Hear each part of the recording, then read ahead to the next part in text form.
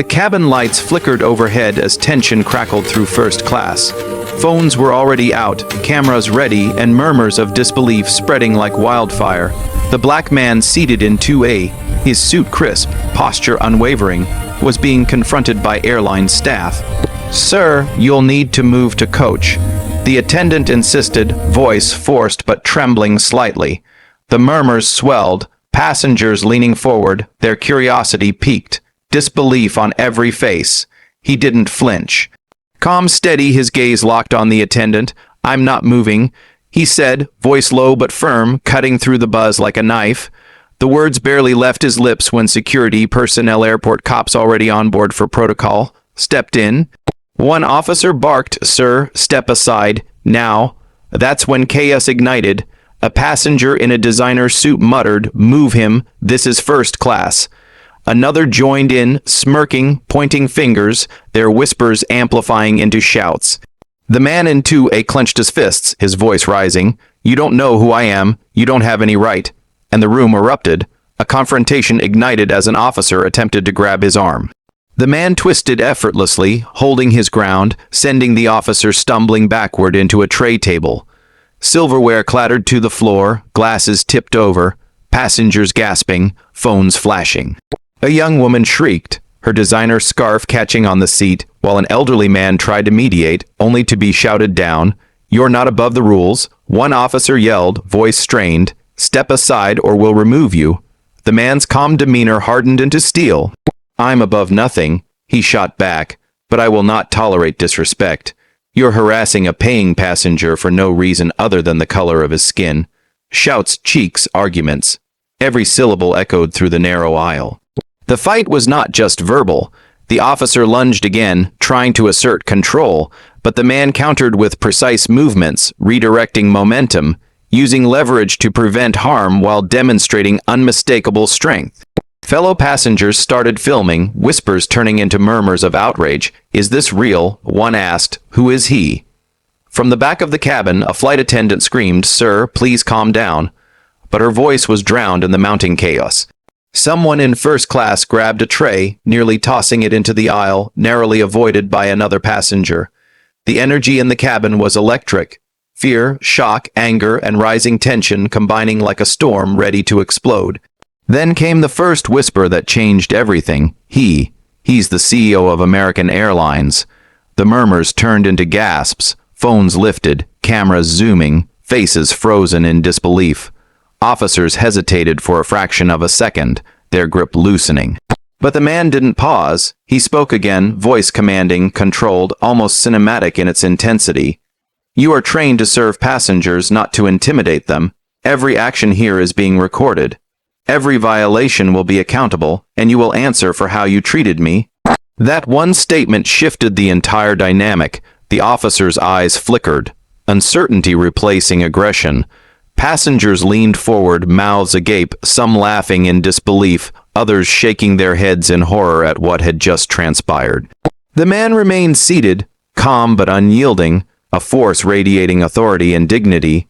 Meanwhile, in the aisle, an argument broke out between two passengers who had taken sides. How dare they treat him like that? One shouted, while another muttered, "Why can't people just follow the rules?" The cabin turned into a battlefield of voices, phones capturing every angle, social media about to explode. The tension so thick it could be sliced with a knife. A young flight attendant tried to regain control, signaling to the officers, "Please, let's resolve this professionally." But the officers were trapped in disbelief, realizing that the man before them was no ordinary passenger. He was the embodiment of authority, power, and the very system they served. The CEO stood finally, rising from his seat. The air shifted instantly. Every eye in the cabin followed him, every phone recording, every whisper replaced by a collective gasp. "You thought you could intimidate me," he said, voice resonating with authority. "Watch closely. This is how respect is demanded and earned." And that's when the final storm broke. Shouting escalated, a hand was shoved. Another passenger tried to intervene, and the chaos reached its peak. Phones captured the precise moment when power and dignity collided with ignorance and bias. The cabin had turned into a battlefield, and everyone knew this was no ordinary incident. The aisle was a battlefield. The CEO stood tall in his crisp white suit, the dark, shocking pink scarf of a panicked flight attendant contrasting against the polished seats. The murmurs of disbelief had escalated into full-blown shouts. One passenger shoved a tablet into another's hands, yelling, "Film this. This man's being bullied." Another laughed sarcastically, pointing at the officers. "You guys really thought you could boss him around." The lead officer, a broad man with a tight jaw, gritted his teeth. "Sir, this is escalating. Step aside or we'll have to restrain you." He reached forward, hands ready, but the CEO eyes cut through him like steel. "Try it," he said calmly, each word deliberate, weighted with authority. "And every camera in this cabin will document your failure." A scuffle erupted near row 3. A wealthy passenger in a navy blazer shoved another man toward the aisle, screaming, "You're making a scene. Move him." The CEO pivoted with precision, blocking the push without harm, using leverage to maintain control. The force sent the aggressor stumbling, colliding with a first-class seat. Drinks toppled, a tray clattered, and gasps swept through the cabin. "Enough!" shouted the CEO, voice booming. "This isn't a playground. This is a plane. You are all adults, and yet your behavior is childlike and reckless." His gaze swept across the cabin, landing on every officer, every passenger, causing chaos. "Do you understand what accountability looks like? It looks like courage, it looks like respect, and it looks like truth. And you are failing every one of those tests." The lead officer hesitated. His hand twitched near his radio. "Sir, we can handle this." He began, but the CEO interrupted, his voice ice cold. "You don't handle justice, officer. You enforce it. Or you witness it being exposed." From the back, a female passenger screamed, her designer scarf whipping as she pointed at the CEO. "This is outrageous. You can't just—" She stopped, frozen mid-word, realizing every phone was aimed at the CEO. Every face now captured his authority, his composure, and the sheer magnitude of what they were witnessing. A second officer lunged, attempting to grab the CEO arm. He pivoted with fluid motion, twisting slightly, redirecting the officer into a seat. The metal clanged, passengers shrieking, phones flashing. The officer stumbled to regain balance, realization dawning. This was no ordinary passenger. Every muscle, every movement radiated control, precision, and undeniable power. "Step back," the CEO ordered, voice firm yet calm. "Step back and observe. Learn what leadership, integrity, and dignity look like." A hush fell over the cabin, not complete, but perceptible. Even the most arrogant passengers felt the shift. The tension hung thick, every breath taut, every eye locked on him. Suddenly, a young man in row 6 tried to intervene, shoving a tray toward the aisle in frustration. The CEO caught it midair with one hand, setting it down gently yet firmly, glare piercing. "Violence is not strength," he said, voice low and lethal in calmness. "Force without reason is weakness. You should know better." Phones buzzed, cameras panned, and whispers erupted into audible exclamations. "Wait, is he?" The CEO. One woman gasped, another dropped her latte in shock. Realization rippled like wildfire. The officers froze. The scornful passengers' bravado cracked.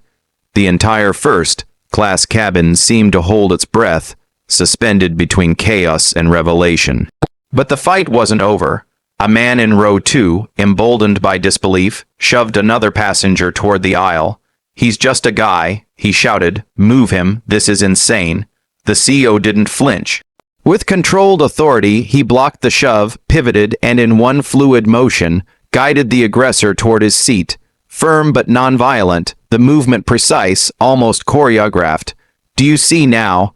the CEO asked, voice calm yet cutting. "Your assumptions, your bias, your arrogance, they mean nothing when truth stands before you." Passengers murmured, officers glanced at one another, conflicted, unsure how to proceed. The room had transformed from chaos into a charged theater of confrontation, every action amplified, every word captured, every emotion raw. Then came the breaking point. A push between a wealthy passenger and an officer sent a tray tipping over a drink cart. Drinks spilled across the aisle, cascading onto shoes and luggage.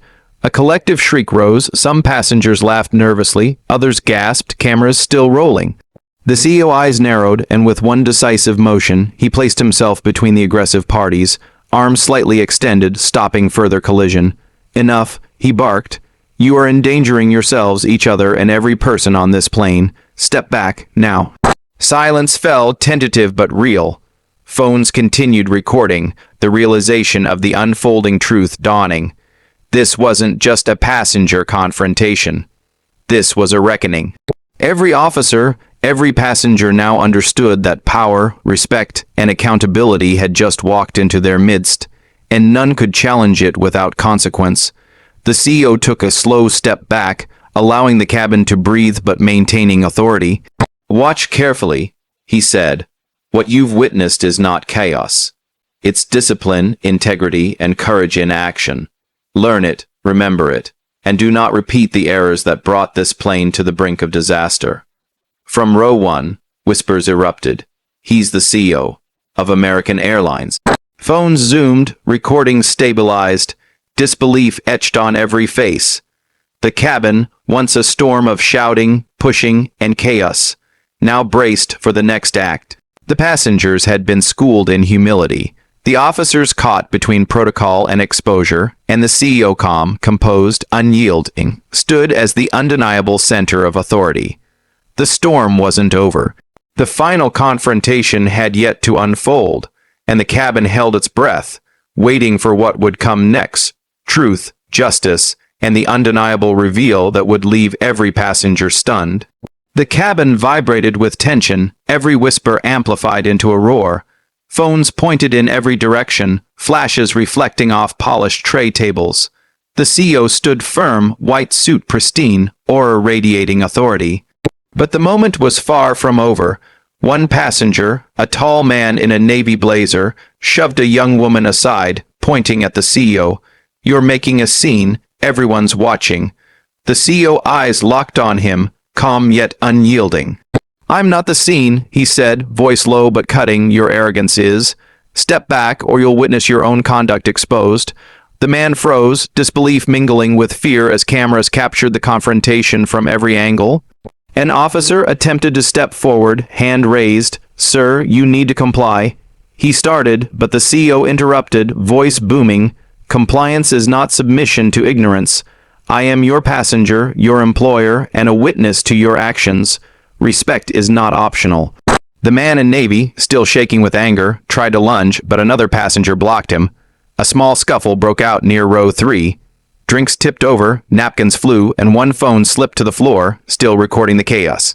The CEO moved swiftly, intercepting the struggle with precise, controlled movements, redirecting momentum to prevent injury while asserting dominance. Every motion demonstrated skill, authority, and discipline. Passengers screamed, some in shock, others cheering, emboldened. Look at him, he's not backing down, whispered one woman, recording every moment. A man in the aisle shouted, this is insane, he's fighting airline staff. The officer nearby hesitated, glancing at his radio, unsure whether to call reinforcements or retreat. The CEO voice rang through the cabin, cutting through chaos. You think authority is brute force, it's not. Authority is earned through integrity, through courage, through standing for what is right even when every eye doubts you. At that instant, a passenger in row 6 shoved another, frustrated, attempting to escalate the conflict. The CEO pivoted, intercepting with a fluid movement, guiding the man back to his seat. Violence will not earn respect, he said sharply. Only accountability does. The cabin fell momentarily silent, every eye tracking him, every camera recording. From the back, the lead flight attendant screamed again, everyone, sit down, please, you are putting yourselves in danger. Her voice trembled, barely rising above the din. The CEO gestured toward her. Thank you, he said, his tone commanding yet respectful. Let's restore order, start with calm, finish with truth. A passenger in first class, dressed in designer black, pointed a finger accusingly. You don't belong here, she shouted. The CEO gaze hardened and he stepped forward, calm and measured. I belong wherever my ticket allows, wherever dignity is respected, wherever courage faces fear. You are wrong and history will prove it. Shouts turned to murmurs as realization spread. This was no ordinary passenger confrontation. The cabin seemed to pause, every person sensing the gravity. Even the officers, once aggressive, now felt the weight of accountability pressing down. Every phone recorded, every camera angle captured, and social media's potential erupted in their minds. Then came the first strike of escalation. A passenger lunged toward the CEO, attempting to push him aside physically. With precise timing, he pivoted, blocking the motion and redirecting momentum. The aggressor stumbled, crashing into a tray table that clattered to the floor, glasses tipping over. The cabin erupted with gasps and shouts, phones catching every second. Another officer, unsure how to proceed, raised his voice. "Sir, you will have to comply." The CEO eyes narrowed, unblinking, voice calm yet lethal. "Comply with injustice, never. Every camera, every witness, every action you take will be recorded. You enforce rules or you enforce oppression. You choose." Suddenly, a young woman from row 5 shrieked, pointing at the ceiling camera. "They're filming everything." The realization hit passengers simultaneously. The CEO's calm, dignified stance contrasted with the chaos surrounding him. Whispers turned to shock. "Wait, isn't he the CEO? This is unreal. I think he's American Airlines CEO." The lead officer hesitated, glancing nervously at his colleagues. The passengers were no longer mere bystanders. They were witnesses, judges, and chroniclers of every act. The CEO's quiet command filled the cabin, an invisible force binding the chaos, forcing clarity out of bedlam. The tension reached a breaking point. Another passenger tried to shove forward, shouting at an officer. The CEO's hand moved, intercepting, redirecting the aggressor with controlled precision. The clash of authority, bias, and dignity became palpable. Every passenger, every officer, every camera lens caught the moment. The cabin had transformed from a first-class flight into a battlefield of morality and power. Finally, the CEO voice cut through, measured but unyielding. "Witness this, record this, learn from this. Respect is not given because of wealth, race, or position. It is earned through action, courage, and unwavering dignity. Today, you are learning the cost of ignoring it." For a moment, the room paused. Phones continued recording. Shouts had dimmed, and every gaze turned toward the man standing firm amidst chaos. The storm had not ended, but the tide had shifted. The CEO had seized the moral and physical center of the cabin, and everyone knew the reckoning was only beginning. The tension in first class had reached a fever pitch. Every eye was on him. The CEO's crisp white suit shone under the overhead lights, standing in stark contrast to the chaos around him. Phones were out, cameras recording, fingers shaking as passengers documented the unfolding storm. Shouts echoed off the cabin walls. "You can't just do this." A wealthy passenger yelled, waving his hand. "We pay for first class. We demand respect." The CEO's eyes cut through him, calm yet lethal. "Respect is not demanded, it is earned, and you have earned nothing but arrogance and ignorance today." An officer, tense and unsure, stepped toward the aisle. "Sir, please, I am asking." The CEO interrupted, voice commanding, not pleading. "Step aside or face the consequences of your actions being broadcast to every corner of this flight and beyond." At that moment, a young man in row 3 shoved a tray into another passenger, tipping coffee cups. The clash sent a laptop sliding across the aisle, narrowly missing an older woman clutching her handbag. Gasps and shrieks filled the cabin. The CEO moved with fluid precision, intercepting the sliding laptop with one hand, redirecting the young man back into his seat. "Violence is not courage," he said calmly. "It is cowardice masquerading as strength." The lead officer's jaw tightened. He gestured toward his colleagues, who hesitated. Every second of the confrontation was being recorded. Every witness was capturing evidence. Their authority was under scrutiny, and the CEO's presence turned the entire flight into a live courtroom of accountability. From the back, a flight attendant screamed over the cacophony, "Everyone, please, sit down. This is dangerous." But the passengers were caught between fear, awe, and disbelief. Some whispered to one another, "He's not backing down. He's incredible." Others muttered, "Wait, isn't he the CEO?" A hand shot forward from row 2, attempting to grab the CEO's arm. With perfect timing, he pivoted, redirecting the motion without harming anyone. The aggressor stumbled into the aisle, eyes wide with shock. "Do you see now?" The CEO asked, voice low and precise. "Your assumptions, your prejudice, your arrogance. They mean nothing when truth stands before you." The cabin fell momentarily silent, but only for a heartbeat. Then another passenger shouted, "This is insane. Remove him." Chaos erupted again, phones capturing every second, flashlights blinking, videos auto uploading to social media feeds in real time. An officer tried to regain control. "Sir, you are obstructing injustice." The CEO interrupted. "I am correcting it. Witness this moment carefully. Every word, every movement, every action is being recorded. Accountability is no longer optional." From row 5, a wealthy woman screamed, pointing at the CEO. "How dare you?" Her voice trembled with disbelief, her scarf whipping across the seat. The CEO turned toward her, calm and unyielding. "I dare because integrity demands it. You scream because conscience is heavy, but truth cannot be silenced by fear or privilege." Suddenly, a push from behind triggered another scuffle. A passenger lunged at an officer, yelling, "He's lying. This is harassment." The CEO eyes narrowed. With one fluid motion, he intervened, placing himself between the two, stopping the collision without physical aggression. "Enough," he barked.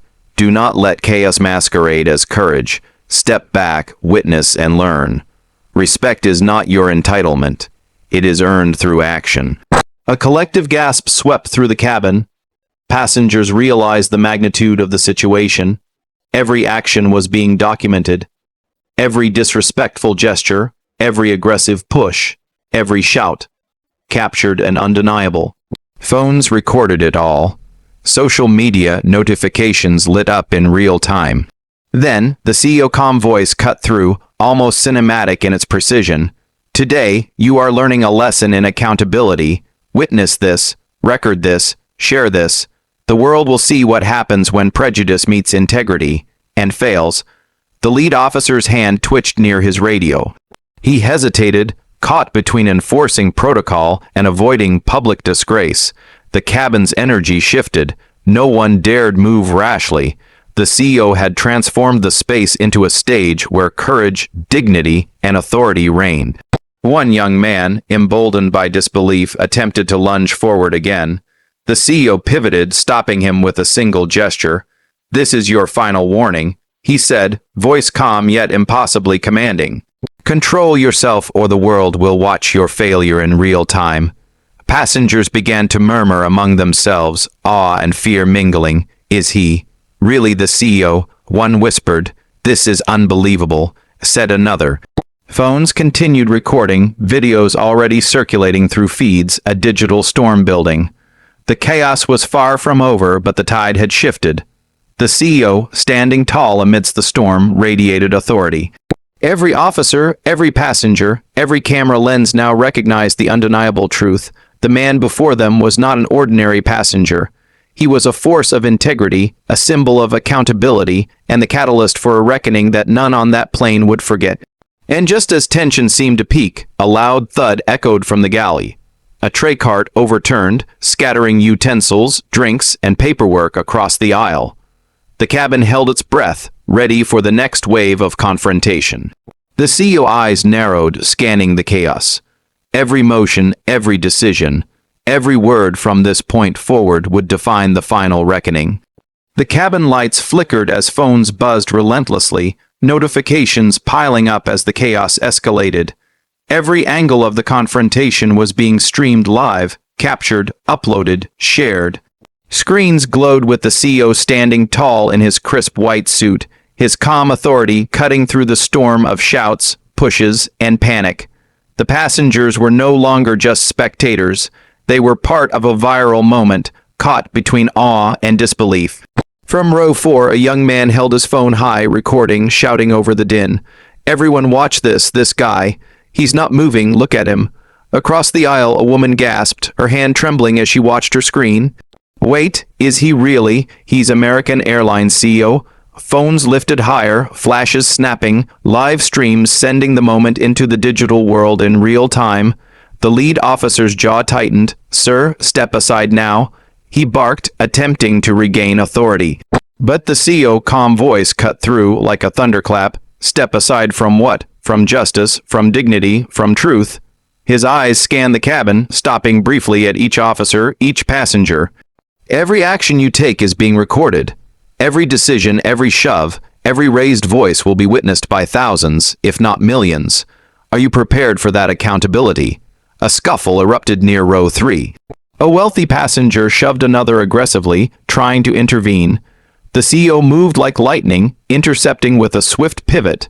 His hand steadied the aggressor, guiding him back into his seat without harm, every movement precise, controlled, commanding.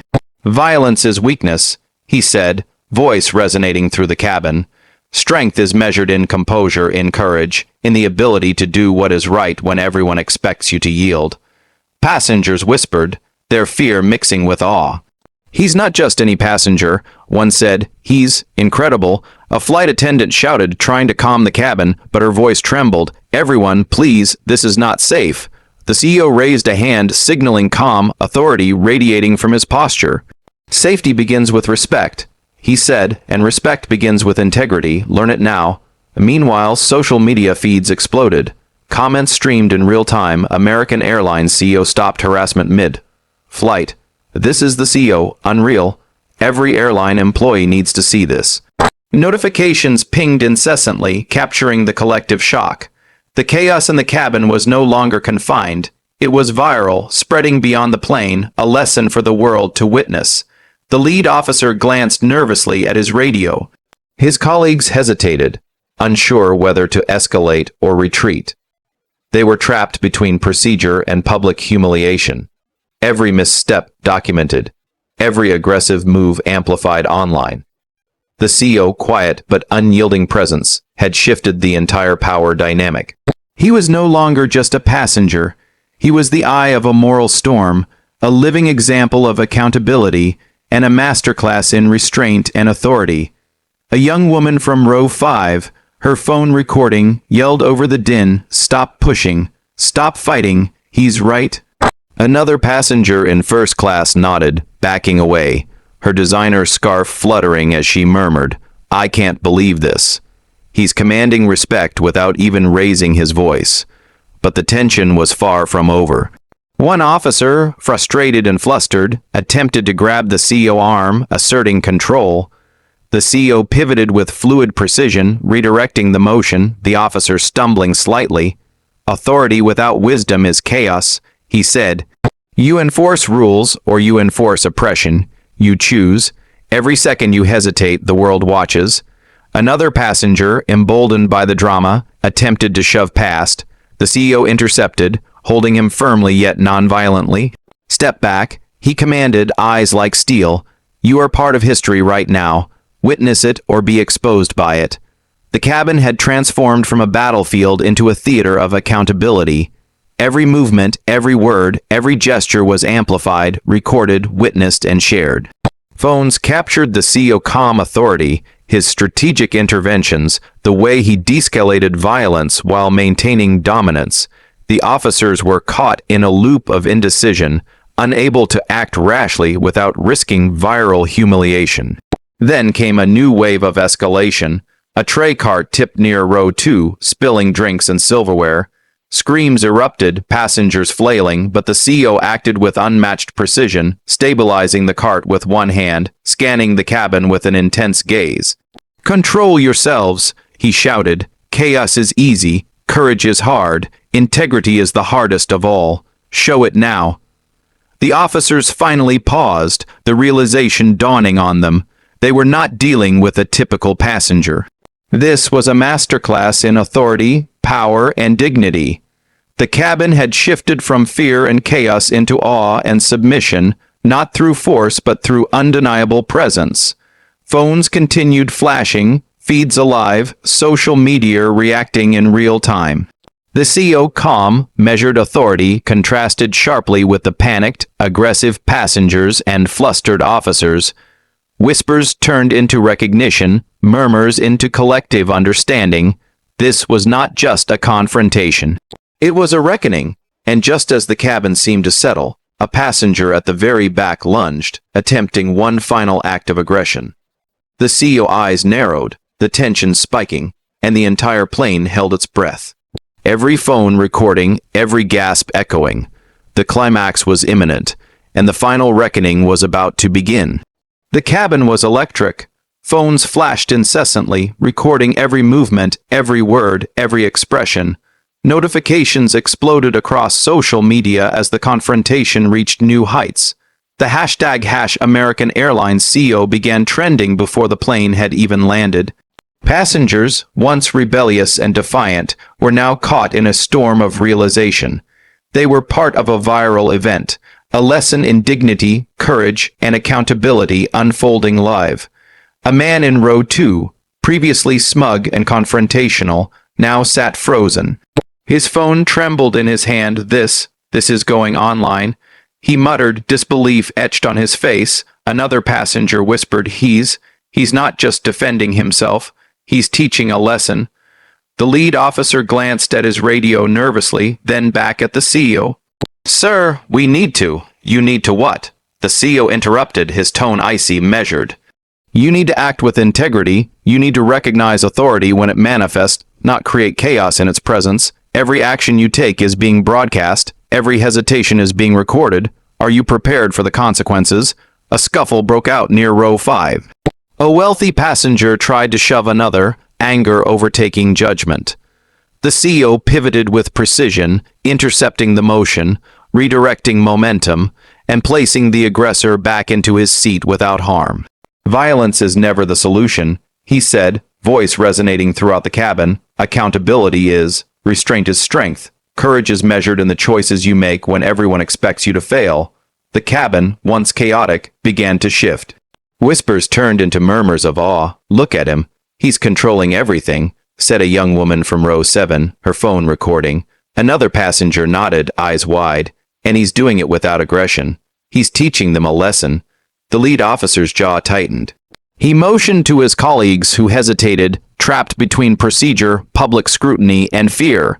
Every move they made would be recorded, every misstep scrutinized. The CEO had transformed the cabin into a theater of accountability, and everyone realized it. Suddenly, a passenger near the back lunged forward, shouting at an officer. The CEO eyes narrowed, and with fluid precision, he intercepted the motion, stabilizing the passenger without harm. Step back, he commanded, voice calm but authoritative. This ends now. You are witnessing integrity in action. Record it, learn it, and carry this lesson beyond these walls. The lead flight attendant, tears brimming, whispered, I've never seen anything like this. He's controlling the storm without fighting. From row 3, a young man gasped. He's literally American Airlines CEO. This is unreal. Phones continue to capture the drama, the feeds exploding across the internet. Comments streamed live. CEO stops harassment mid-flight. Every airline employee needs to see this. This is a masterclass in authority. The CEO gaze swept across the cabin, catching every defiant passenger, every tense officer, every fearful witness. You are learning, he said, voice steady, piercing. Every choice, every action, every gesture observed, every bias, every arrogance exposed. Integrity is not given. It is proven in moments like this. A wealthy woman in the front rows, previously shouting, now slumped in her seat, muttering, I shouldn't have. The CEO eyes softened slightly, but remained commanding. Recognizing your mistakes is the first step toward accountability. Do not confuse humility with weakness. Courage is measured in how you respond to truth. Suddenly, the lead officer raised his hand. Sir, you've contained the situation, but passengers are still, they are learning. The CEO interrupted. You are learning, and the lesson will spread beyond these walls. Social media, every phone, every witness. This is how change begins, not with force but with truth, not with intimidation but with integrity. The cabin had transformed completely. Phones recorded, passengers whispered in awe, officers hesitated in submission, and the storm of chaos had begun to settle under the CEO calm authority. Yet, the tension lingered, a silent electricity in the air. The climax, the ultimate reckoning, was approaching. A passenger at the very back, desperate and defiant, attempted one last act of aggression, shoving toward an officer. The CEO eyes narrowed, his body tensing for a final decisive intervention. The plane seemed to hold its collective breath, passengers frozen, phones recording every second. Every gasp, every whisper, every movement was a part of the historic moment that would be remembered long after the flight landed. And as the cabin braces for the final confrontation, the CEO voice cuts through. Watch carefully. This is how integrity, courage, and dignity triumph over ignorance, bias, and chaos. The lesson ends only when respect is undeniable, and it will be undeniable. The cabin was electric. Phones flashed incessantly, recording every movement, every word, every expression. Notifications exploded across social media as the confrontation reached new heights. The hashtag American Airlines CEO began trending before the plane had even landed. Passengers, once rebellious and defiant, were now caught in a storm of realization. They were part of a viral event, a lesson in dignity, courage, and accountability unfolding live. A man in row 2, previously smug and confrontational, now sat frozen. His phone trembled in his hand. This is going online. He muttered, disbelief etched on his face. Another passenger whispered, he's not just defending himself, he's teaching a lesson. The lead officer glanced at his radio nervously, then back at the CEO. Sir, we need to. You need to what? The CEO interrupted, his tone icy, measured. You need to act with integrity. You need to recognize authority when it manifests, not create chaos in its presence. Every action you take is being broadcast. Every hesitation is being recorded. Are you prepared for the consequences? A scuffle broke out near row 5.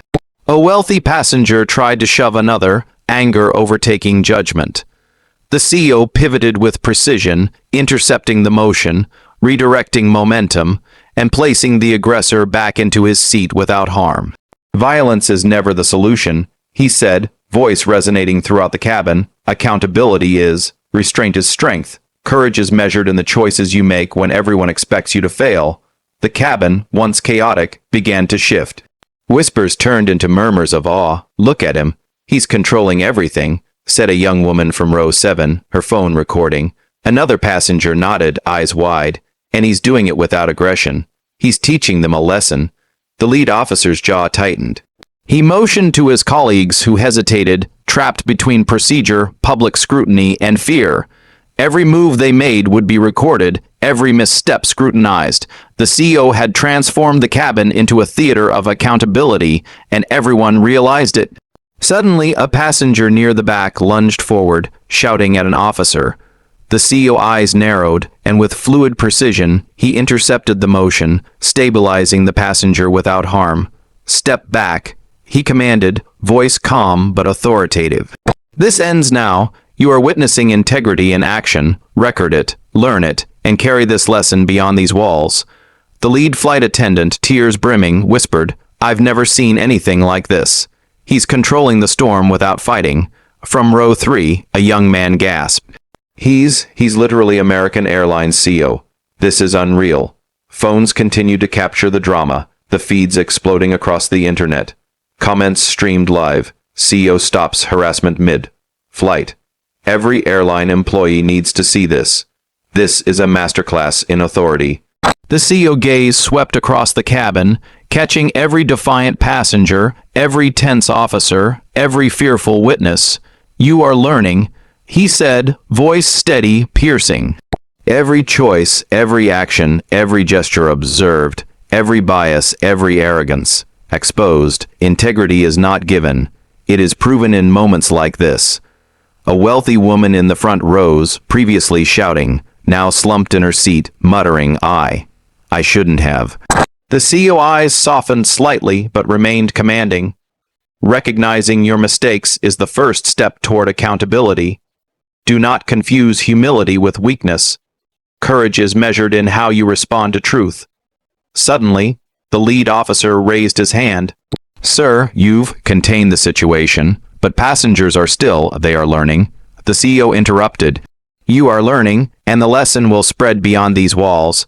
Social media, every phone, every witness.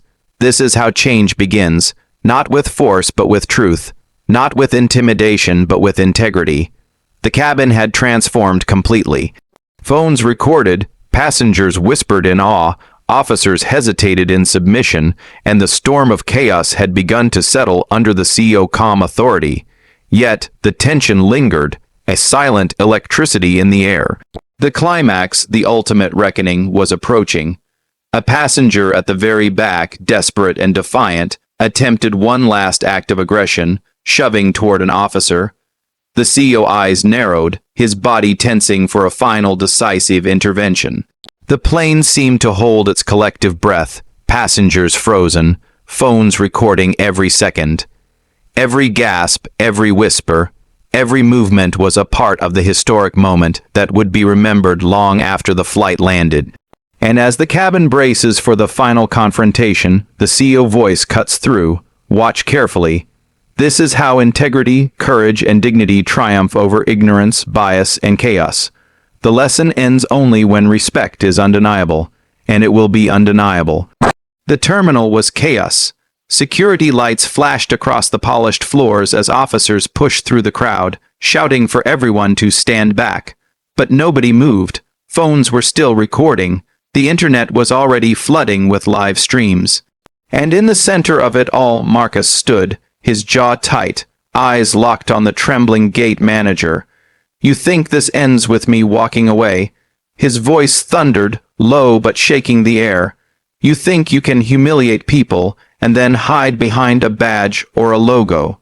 The cops tried to form a wall, but the passengers weren't backing down anymore. A woman shouted, "We saw everything." Another voice yelled, "He didn't do anything."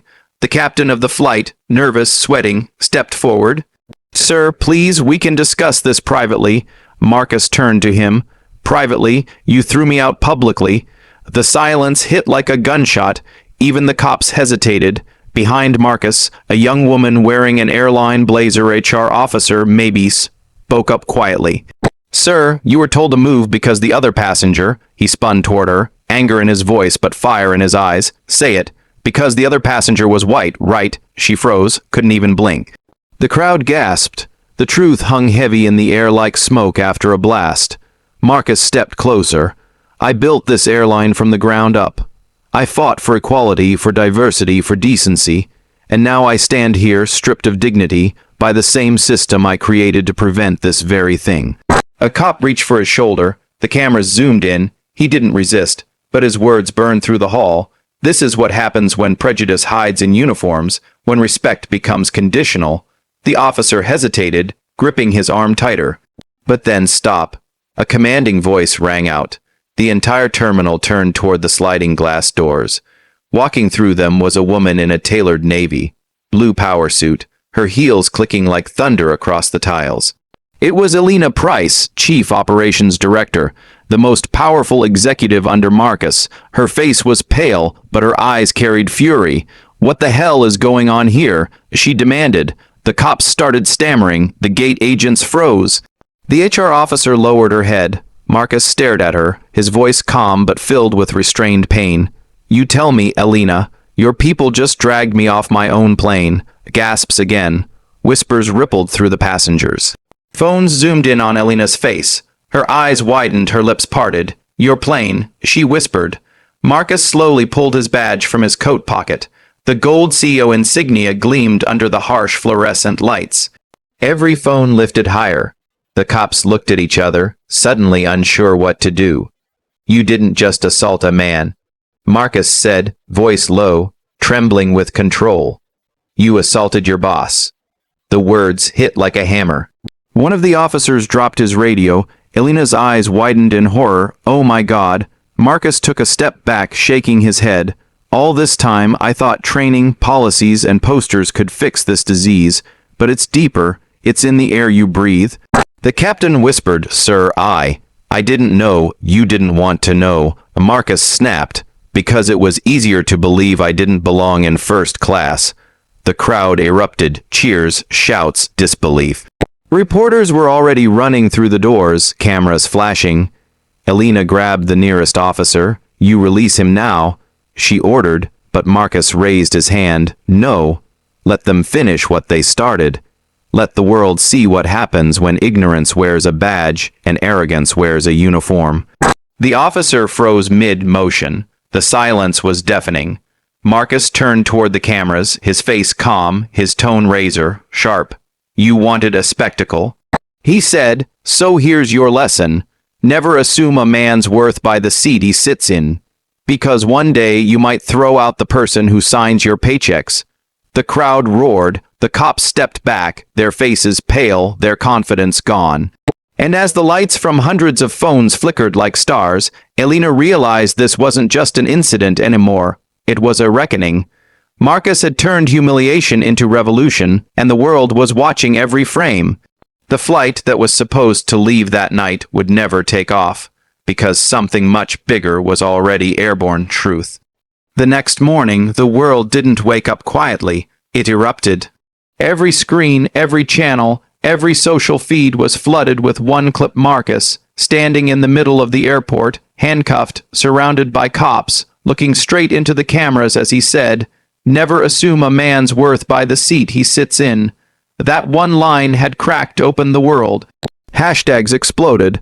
#seat of truth, #CEO in chains, #airline racism.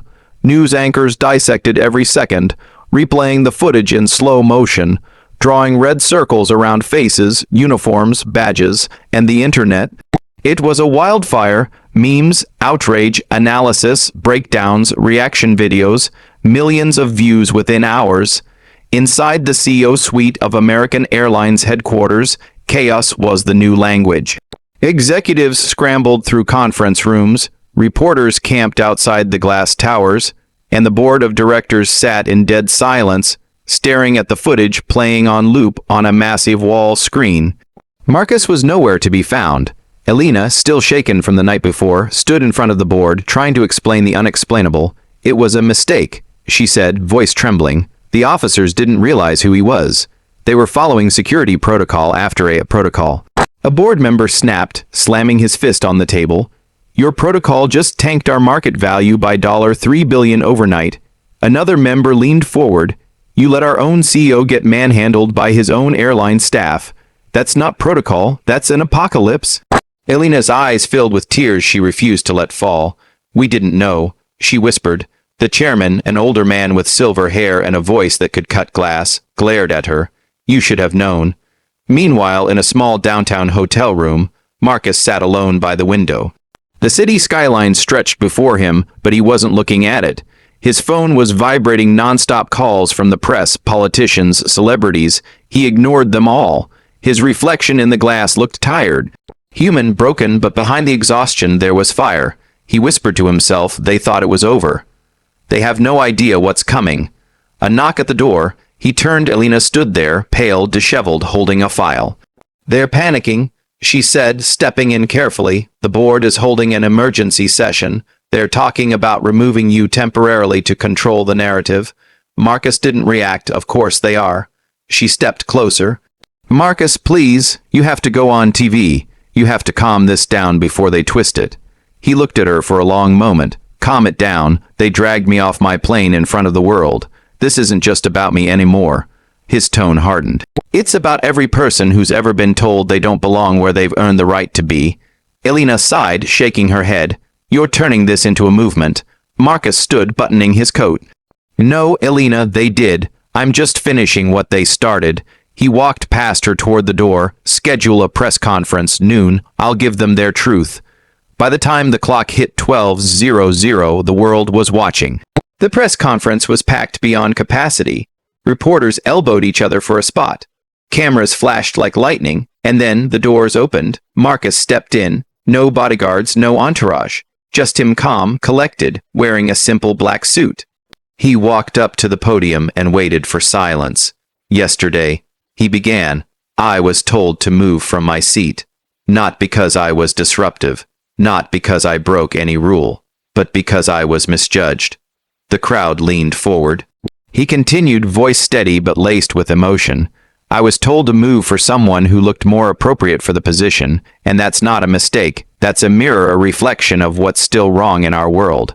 The flash of cameras filled the room like sparks in a storm. Marcus's hand gripped the podium. I have worked my entire life to build a company that represents equality, respect, and opportunity. But last night, my own airline showed me and the world that we have failed to live up to those words. He paused. The room was dead silent.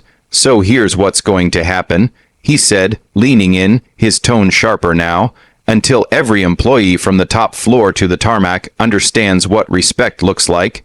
This airline will not operate another flight. Not one. The crowd gasped. Reporters shouted questions. Marcus continued over the noise. I don't care about the profits. I don't care about stockholders. I care about principles. Because when a company loses its soul, it loses everything. He pointed at the cameras. This isn't just about an airline. This is about every system that treats dignity like it's assigned by appearance. That ends now. The room exploded with noise, reporters screaming, flashes firing, chaos everywhere. And Marcus, he simply turned and walked off the stage. Back at headquarters, board members screamed into phones. Stocks were plummeting. Elena watched the TV, frozen. He just shut down the airline. She whispered. Marcus stood by the window of his office again, watching the sky filled with grounded planes. A single tear rolled down his face, not from regret, but from resolve. He whispered, sometimes you have to stop flying, to teach the world how to walk with honor again. The next sunrise wasn't quiet. It was heavy. The entire nation woke up to empty runways, silent airports, and news anchors repeating the same line, American Airlines CEO suspends all flights worldwide. Every terminal, every gate, every digital screen that once flashed departure times now read cancelled. Millions stranded, billions at stake. The media called it the boldest corporate rebellion in history. But behind the cameras, chaos reigned. Inside the boardroom, tension crackled like electricity. Every executive shouted over the other, their voices clashing in panic. You can't just stop an airline. One screamed, he's destroying us. Another barked, our partners in Europe are threatening to pull out. The chairman slammed his fist on the table. Where is he? Elena, sitting quietly at the far end, answered softly, he's at Terminal 7. They turned to her, confused.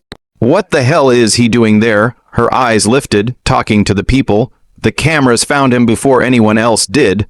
Marcus stood outside a closed terminal, surrounded by a crowd of stranded passengers, flight attendants, mechanics, janitors, the forgotten heartbeat of the airline. His voice wasn't amplified, but it carried. Strong, raw, I grounded every flight. He said, looking at the crowd, because this company forgot what keeps it in the air. You. Someone shouted from the back, we lost pay because of you. Marcus nodded. I know, and that's why I'm here, because losing a paycheck for a day is painful. But losing your dignity for a lifetime, that's unbearable. The murmurs softened, even the anger began to fade into silence. A mechanic stepped forward, grease on his hands, sir. They treat us like we're disposable. They never listen. The supervisors they talk down, they humiliate. We've complained for years. Marcus stepped closer. Not anymore. Every complaint will be heard. Every story will be seen. I'm done running a company that flies high while the people on the ground bleed for it. The cameras zoomed in his words, echoing through every TV screen in America. Then came the sound of engines overhead. Helicopters, media, police, and corporate security. The board had sent their response. A line of black SUVs screeched to a stop. Uniformed officers stepped out. Elena arrived behind them, yelling, Marcus, they're calling an emergency injunction. They're ordering you to restart flights immediately. Marcus turned slowly, eyes steady. On what grounds? Negligence, dereliction of duty. They want you removed. The officers moved closer. One reached for his radio. Marcus Hale, under Section 22, Corporate Governance. Marcus raised a hand. Save your breath. You're not here for the law. You're here for control. He looked around at the gathered employees and passengers. They can silence one man, but can they silence thousands? A ripple went through the crowd. The janitor who had once been humiliated, the same woman from that first flight, stepped forward. Her eyes red, voice trembling. They made me scrub floors I didn't dirty. They told me people like me don't belong in front, but this man, he saw me. Her words spread like wildfire. One by one, others stepped forward, attendants, baggage handlers, clerks. Voices merged into one defiant roar. He saw us. He stood for us. He's our real captain. The cops hesitated. Even they looked unsure now. Marcus turned back to the officers, his voice calm but thundering. If you're here to arrest me, do it in front of them. Let the cameras record it. Let the world see how power treats truth. Elena's heart pounded. Marcus, please. He shook his head. No, Elena. This is what change looks like. It's loud. It's messy. It's necessary. The lead officer took a step forward, but the crowd surged between them, forming a human wall. Hundreds of employees locked arms, standing shoulder to shoulder. You'll have to go through us first, someone shouted. Chaos broke out, flashes, shouting, chanting. Marcus stood still, watching as the movement grew right before his eyes. From above, drones captured the moment. Thousands of workers, united under one banner, holding signs that read, "We are the airline." Inside headquarters, the board watched in disbelief. The chairman clenched his jaw. He's turning this into a revolution. Elena spoke quietly. No, he's turning it into redemption. Hours later, as night fell over the city, Marcus sat on the terminal steps, exhausted but unbroken. The crowd had thinned, but hundreds still lingered, holding candles, phones, lights a vigil for truth. Elena approached, sitting beside him. They've frozen your accounts. They're calling an emergency shareholder vote tomorrow. Marcus didn't flinch. Good, let them vote, but tell them one thing. He looked at her, eyes burning with purpose. Tell them no plane takes off again until every employee signs a new charter of respect. Every single one. Elena swallowed hard. They'll fight you, Marcus. You're one man against the system. He smiled faintly. No, I'm one voice for every silence they ignored. Above them, a jet streaked through the dark sky, one of the few still airborne, carrying a massive banner trailing behind it. In bold white letters against black, it read, "Respect takes flight." Elena looked up, tears in her eyes. Did you? Marcus nodded. I sent that up hours ago, before I grounded the fleet. And as the banner drifted into the horizon, the cameras caught one last image, the CEO sitting among his people, not above them. The world had just witnessed the moment an empire was grounded to rise again. By dawn, the boardroom looked like a war zone, papers scattered, monitors flashing red stock alerts, executives whispering into phones with the desperation of drowning men. The air was thick with panic and power. In the center of it all sat Chairman Victor Lang, his silver hair slicked back, his voice low but venomous. He's gone rogue, he said. He's turned our brand into a circus. This isn't leadership, it's lunacy. Another executive leaned forward, wiping sweat from his forehead. He shut down flights in 42 countries. Governments are threatening lawsuits. Pilots are refusing orders. Victor smirked coldly. Then we remind them who owns the sky. He turned toward Elena, who stood quietly at the far end of the table. You are close to him. You know how he thinks. Tell us. What's his next move? Elena's throat went dry. She could still hear Marcus's words from the night before. No plane takes off until respect does. She met the chairman's gaze. He's not thinking about strategy anymore. He's thinking about justice. Victor leaned back. Justice doesn't pay shareholders. We're voting him out. The room went silent. One by one, hands rose. 10 votes. 11, 12. The motion passed. Victor signed the document, smiling faintly. By the end of the day, Marcus Hale will be formally removed as CEO. And by tomorrow, this company will be flying again. Elena's hands trembled. She wanted to scream, to tell them what they were doing was wrong. But before she could speak, Victor turned to her. You'll make the call, Ms. Torres. You'll tell him it's over. Across town, the terminal was nearly empty. The crowd had dispersed, but the echoes of their chants still lingered in the air like ghosts. Marcus sat on the cold marble floor near Gate 17, the place where it all began. His phone buzzed. Unknown number. He answered, Elena. Her voice cracked. Marcus, they voted. He didn't speak, didn't need to. The silence said everything. They're sending legal to your office in an hour. She continued. Victor's already claiming control. They're reopening flights tonight. Marcus rose slowly, walking to the massive window overlooking the runway. Then they'll fly empty skies, he said quietly. Elena hesitated. Marcus, you need to leave. They'll use the injunction to detain you for corporate negligence. He looked out at the sunset painting the horizon in shades of fire. They can arrest a man, he said, but they can't arrest the truth. Elena's voice trembled. Please, Marcus, don't make this harder. He smiled faintly. Harder, Elena, change is hard. It always bleeds before it breathes. An hour later, black cars surrounded the terminal. Security poured in. Reporters followed like vultures. Marcus stood at the gate, calm as ever, the wind rustling his coat. Victor stepped out of the lead car, flanked by lawyers and guards. Marcus Hale, he announced, his voice booming, you are hereby relieved of your position as Chief Executive Officer of American Airlines, effective immediately. Marcus turned to face him, expression unreadable. Relieved, he said softly, isn't the word you're looking for. Victor smirked. You're finished, Hale. You embarrassed this company, cost us billions, and you'll pay for it. The cameras rolled. Marcus stepped closer until they were face to face. I didn't embarrass this company, he said. I exposed it. Victor's jaw tightened. You think you're some kind of hero. Marcus's eyes burned with quiet fire. No, I'm a mirror. You just don't like what you see. Victor raised a hand, signaling the guards. Escort him out. As the guards moved in, Elena appeared, rushing forward. Stop. You don't want to do this on live TV. Victor snapped. Move her aside. One guard grabbed her arm roughly. Marcus stepped forward, his voice like thunder. Let her go. The guard hesitated. The tension was razor sharp. Victor sneered. You don't give orders here anymore. Marcus didn't blink. Then let's see who they listen to. He turned toward the terminal entrance. Dozens of employees were gathered, mechanics, attendants, pilots, janitors, all watching, all recording. Marcus raised his voice. They say I'm done. They say I'm finished, but tell me, who built this airline? A voice from the back shouted, we did. Who keeps it flying? We do. Victor's smirk faltered as the chant grew louder. Who owns the sky? We do. The terminal shook with their voices. Reporters surged forward. Cameras flashed like lightning. Marcus looked back at Victor. You can fire a man, but you can't fire a movement. The guards froze, even they looked uncertain now. Elena broke free from their grip and stood beside Marcus. You wanted me to call him, she said to Victor. Well, here he is, and he's not leaving. Victor's face turned crimson. You're both finished. Marcus smiled calmly. Maybe, but so are you. He pulled out his phone, showing Victor the live feed, tens of millions watching around the world, the entire confrontation streaming in real time. Victor's expression shattered.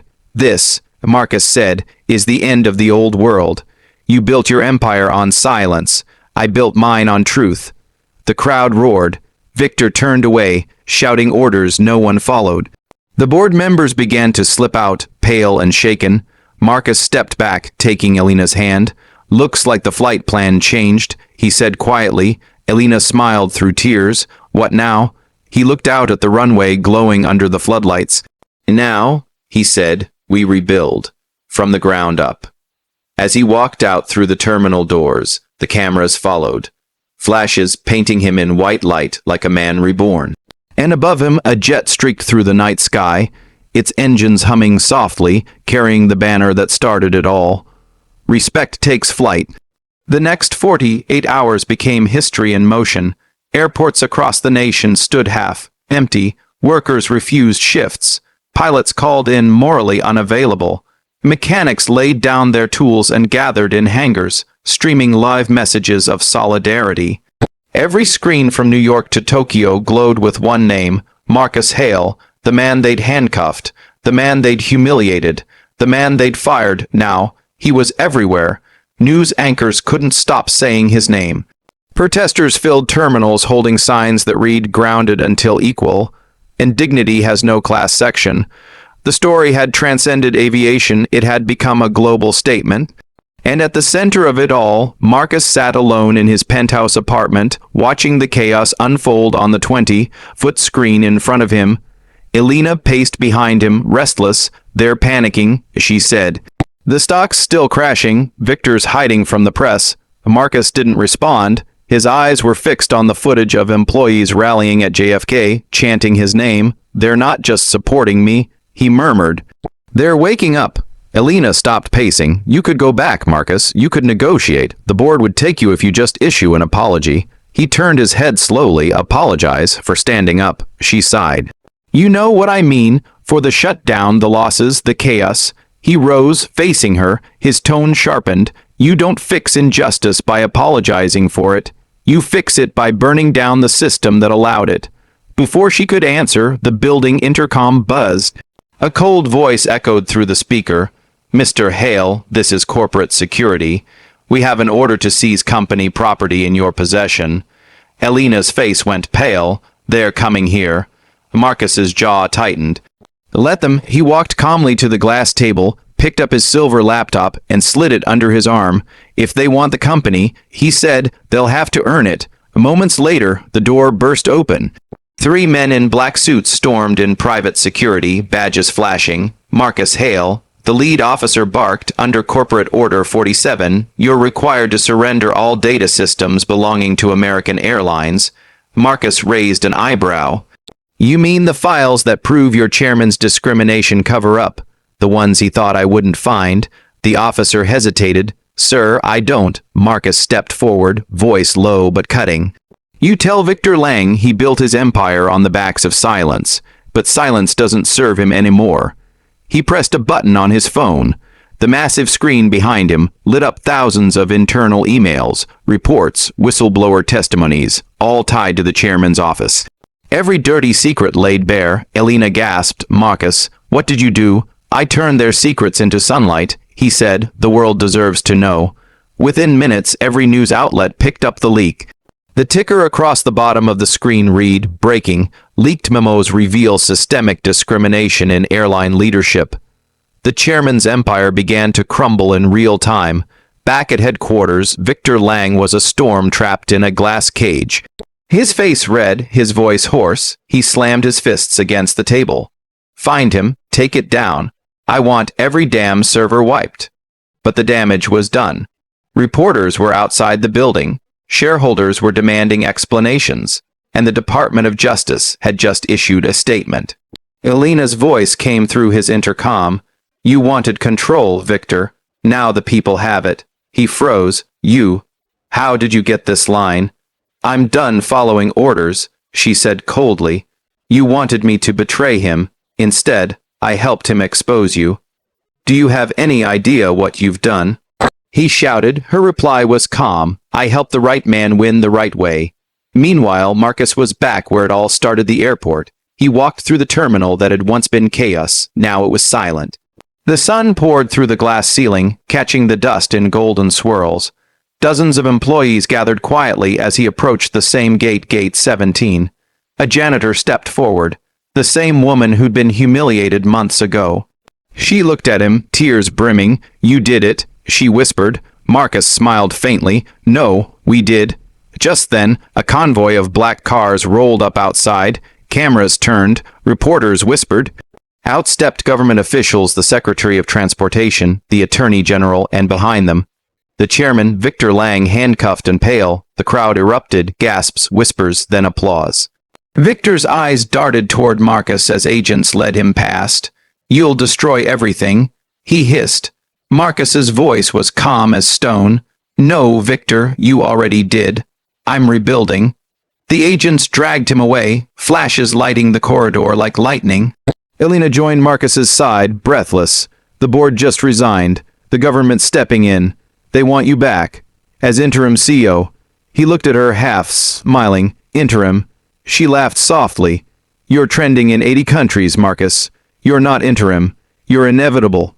He chuckled, shaking his head. "Then let's make this official." He turned toward the crowd, lifting his voice. "No more first class. No more coach. From now on, everyone flies equal, same service, same respect, same humanity." The crowd exploded in cheers. Mechanics threw their caps in the air. Attendants wept. Marcus raised his hands, his voice echoing through the terminal. "Let this be the first airline built on equality, not hierarchy.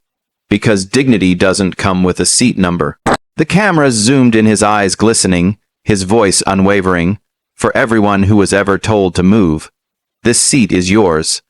The employees began chanting again, louder and louder. "Respect takes flight. Respect takes flight." And for the first time in weeks, an airplane began to roll down the runway, lifting into the golden morning sky. Elena smiled. "We're back in the air." Marcus watched the plane ascend, the sunlight catching its wings. "Yeah," he said quietly, "but this time, we're flying, right?" The sun burned through the morning haze as Marcus Hale stood on the edge of the runway. The wind whipped against his coat, engines roared in the distance, and for a moment, the world felt still caught between destruction and rebirth. It had been 72 hours since the chairman's arrest. The company was now leaderless, shaken, but alive. The employees, once fearful, now looked to Marcus like he was something more than a man. A symbol, and symbols couldn't rest. He walked through the newly reopened terminal where banners now read, "Respect takes flight, a new era begins." But in the corner, a cluster of executives whispered nervously.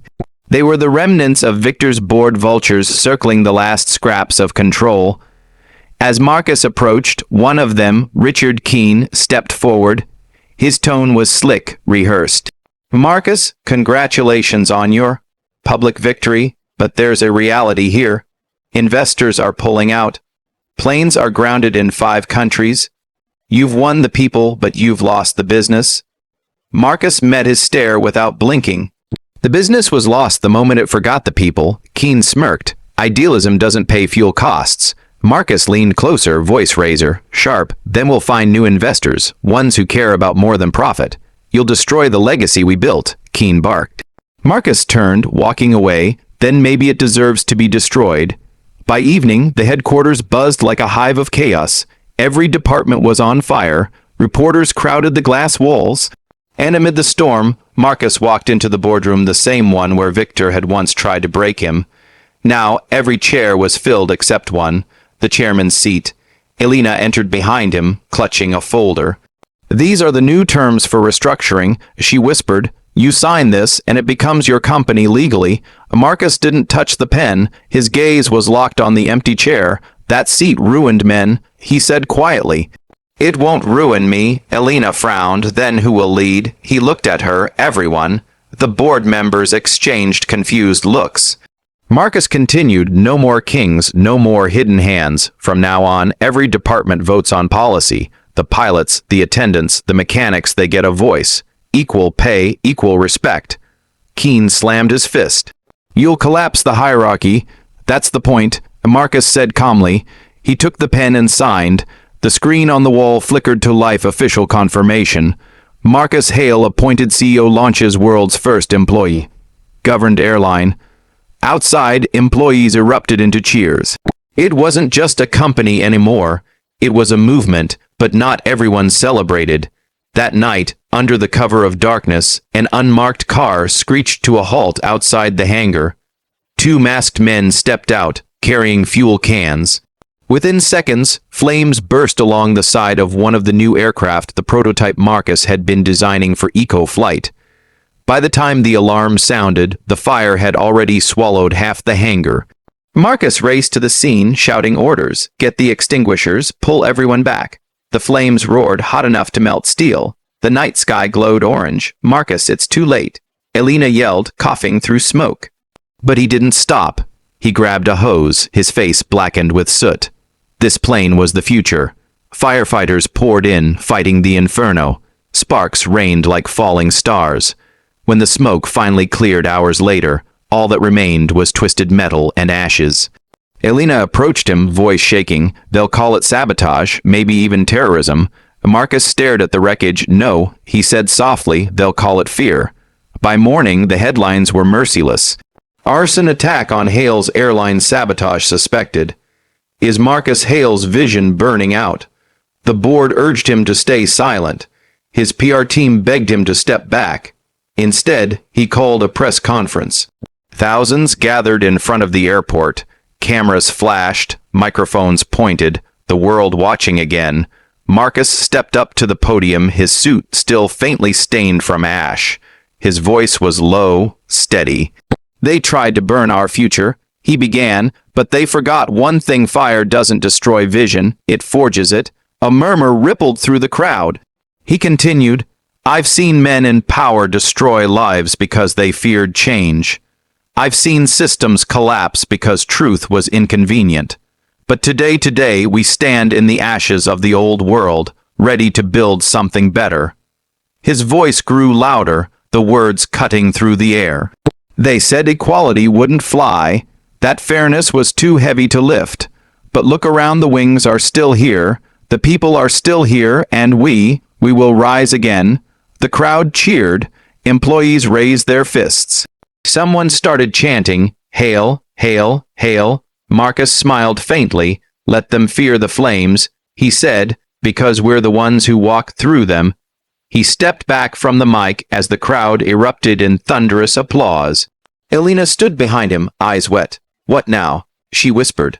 Marcus turned toward the sky smoke still curling above the burned hangar. "Now," he said quietly, "we rebuild. Again." The camera panned upward, the burned metal reflecting the sunrise. A new plane, half finished, gleamed in the distance like hope waiting for its turn. Marcus walked toward it, the wind at his back. "Because they can burn the plane," he said under his breath, "but they'll never burn the pilot." The morning after the fire, the world woke to a single image splashed across every screen: Marcus Hale, standing in front of the smoldering remains of his company's newest jet, his white shirt torn, his hands blackened with ash, eyes blazing with something no fire could touch. Strength, resolve, faith. Airports, offices, schools, everyone was talking about it. The man they tried to humiliate, the man they ordered to move from his seat, was now standing as a symbol of dignity that refused to kneel. But Marcus wasn't thinking about headlines. He stood at the edge of the wreckage, the acrid smoke curling around him, his heart heavy but steady. Elena approached from behind, silent for a long moment. "They'll come after you harder now," she said quietly. "You know that, right?" "I know," he replied, "but this time, they'll see me coming." By noon, Marcus was back in the boardroom, the air still thick with tension. Half the executives had resigned overnight, fearing public backlash. The others sat rigid, watching him as if waiting for him to explode. Instead, he placed a folder on the table, new flight routes, new employee contracts, and a blueprint for a training academy under his name. "We're not rebuilding just a company," he said firmly. "We're rebuilding people."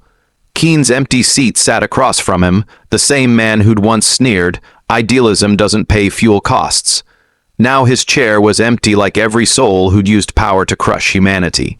Marcus took a breath. "This company's new mission is simple. Every flight we take will mean something. Every passenger treated like a life, not a seat number." Elena watched him, proud and shaken. "You're turning an airline into a revolution." He smiled faintly. "That's the point." That night, he drove to the airfield alone. The sky was bruised purple with dusk, the sound of engines distant and low. The hangar smelled of smoke and burnt steel, but among the ruins, mechanics were already working, welding new frames, cutting through debris, starting again. Marcus walked slowly through them, nodding, helping, listening. He didn't speak like a CEO. He spoke like a soldier who'd seen too much and decided the war wasn't over. A young engineer looked up from the wreckage. "Sir, do you really think we can rebuild it?" Marcus knelt beside him, touched the scorched metal. "We already have. Look around you." The kid blinked, confused. "All I see is broken steel." Marcus smiled. "No, that's what the world sees. I see proof that we survived the fire." The next morning, Marcus boarded one of the remaining planes. Not a private jet, a regular commercial flight. Same uniformed staff, same economy seats, same chatter of passengers adjusting seatbelts. He chose the same seat he had been told to vacate, 1A. Whispers rippled through the cabin as people recognized him. "Is that Marcus Hale, the CEO? He's sitting in economy." Marcus looked around, smiled at the confusion, then stood up. "Good morning, everyone," he said, his voice calm but resonant. "Before we take off, I'd like to say something." The cabin fell silent. Every phone was raised, every passenger listening. "A few months ago, I was told to move from this seat because someone thought I didn't belong here. They were wrong. I belong wherever respect does, and so do you." The passengers looked stunned, some tearing up. He continued, "You've been passengers on countless flights, but today, you're part of something bigger. Today, you're on the first flight under a company that believes every person matters." The cabin erupted in applause. Some people stood, others filmed through tears. The pilot's voice crackled over the intercom. "Ladies and gentlemen, this is your captain." On behalf of Mr. Hale, welcome aboard the first flight of the new American skies. The engines roared to life. As the plane lifted off the runway, sunlight spilled through the windows, golden and pure, washing over Marcus's face. Elena, sitting across the aisle, smiled. "You did it," she said softly. Marcus looked out the window at the horizon. "No," he replied, "we did it." 30,000 feet above the earth, the world looked different. Boundaries vanished, race, power, ego all dissolved beneath the clouds. Marcus closed his eyes for a moment. He saw flashes: the humiliation, the shouting, the hand that grabbed his arm, the badge, the fear, the rage. And then he saw the janitor from his first undercover visit, the tears, the pain, the silence he once ignored. It all connected now, every injustice, every humiliation, every moment he stayed quiet. He opened his eyes again, voice low. "Never again." Elena leaned closer. "What?" He turned to her, his gaze steady. "Never again will dignity be optional." The seatbelt sign chimed softly overhead. The plane leveled. The world below shimmered with light. Hours later, the plane landed. Waiting at the gate were cameras, reporters, passengers from across the country, and, to everyone's surprise, the very same officer who had once ordered Marcus off his seat. The man approached, his uniform crisp, but his eyes lowered. "Mr. Hale," he began, "I came to apologize. I was wrong." Marcus studied him for a long moment. "What changed your mind?" The officer's voice broke slightly. "My daughter saw the video. She asked me why I treated you that way. I didn't have an answer." Marcus nodded slowly. "Then maybe the world's learning." He extended his hand. The officer hesitated, then shook it, the cameras flashing like lightning around them. It wasn't about forgiveness. It was about proof that change was possible. That evening, Marcus stood before a crowd gathered beneath the terminal lights. Journalists, employees, travelers, families all waiting. He raised the microphone. "They said one man couldn't change an industry.